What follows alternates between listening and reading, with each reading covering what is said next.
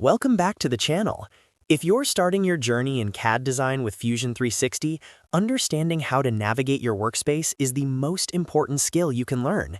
Today, I am going to show you exactly how to use the navigation bar to control your view, manipulate your models, and customize your workspace effectively. If this tutorial helps you feel more confident in your workspace, please take a second to hit that like button and subscribe to the channel for more 3D modeling tips. Let us jump right into it.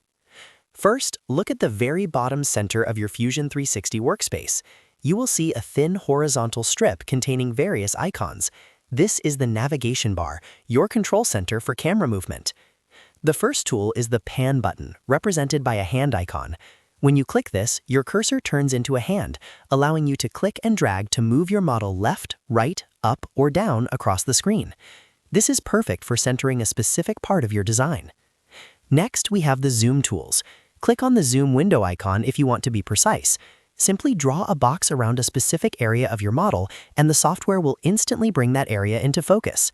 If you select the standard zoom tool, you can click and drag up or down to move closer to or farther away from your object. Now let us talk about the orbit tool, which is the circular arrow icon.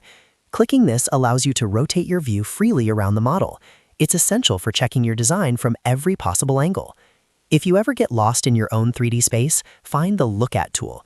By clicking this and then selecting a flat surface on your model, Fusion 360 will rotate your camera to face that surface perfectly square on.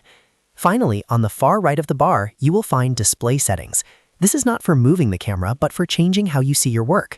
You can toggle between wireframe mode, shaded mode, or show and hide the visibility of your original sketches and construction planes.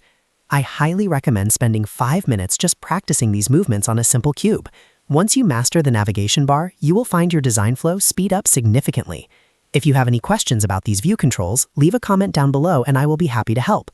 Remember to like this video and subscribe so you do not miss our next Fusion 360 tutorial. See you in the next one.